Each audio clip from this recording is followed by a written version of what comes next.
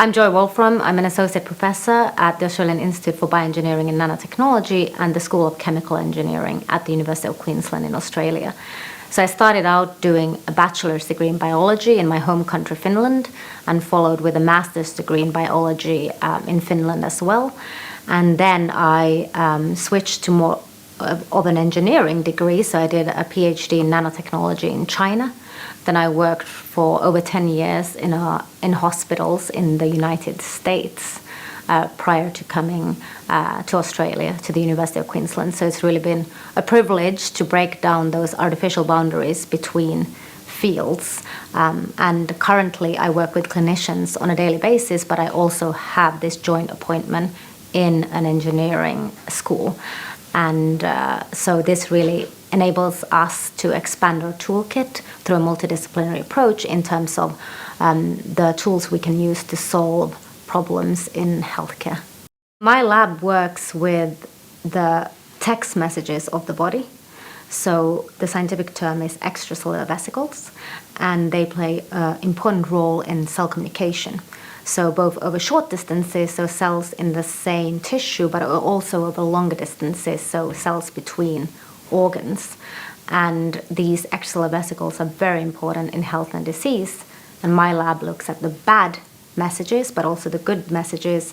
And in terms of the bad extracellular vesicles, cancer cells will release these messages that helps the cancer grow and spread throughout the body. And we want to understand what are the messages and how can we block them for cancer therapy, particularly breast cancer. But we also work on the good messages, so healthy individuals have a lot of good extracellular vesicles circulating in their bodies, and how can we leverage that? So how can we identify the right extracellular vesicles, optimize them, engineer them as therapeutics to treat life-threatening diseases?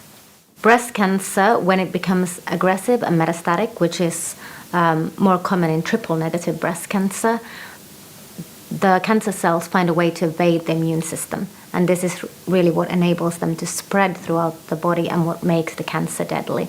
And so my lab is trying to understand in what way the extracellular vesicles released from the breast cancer will then suppress or evade the immune system. And if we can stop that immunoevasion, then that will enable us to have an ability to treat the breast cancer or to reactivate the body's own immune system. We were funded by the National Breast Cancer Foundation in Australia this year in January, and it's a 4-year project. And we're starting out with this project, but we do have some very encouraging preliminary studies to show that specifically these extracellular vesicles released from breast cancer cells suppress natural killer cells, which are a very important defense against cancer. So if we're able to understand what these extracellular vesicles are and how they block or suppress the natural killer cells, this will enable us to develop new therapeutics to treat breast cancer. For our breast cancer projects, we're collaborating with the Faculty of Medicine at the University of Queensland, which enables us to have those connections with patients, patient samples, clinicians. I also have several clinicians who are part of my research lab here at the Australian Institute for Bioengineering and Nanotechnology. We also collaborate with hospitals in the United States, and this is enabled, for example, through my funding from the National Institutes of Health, which is the largest funding body for medical research in the world. And in this case, we're developing extracellular vesicle therapeutics for aging diabetic kidney disease. We also collaborate with many local industry connections here in Australia and Brisbane. And this is, for example, through our funding from the Medical Research Future Fund that really emphasizes these collaborations between academia and industry. What's also very important to note is that we have funding from Health Translation Queensland, and this enables us to pay consumers, so patient advocates that are part of our grants and provide valuable information and a valuable direction for our research.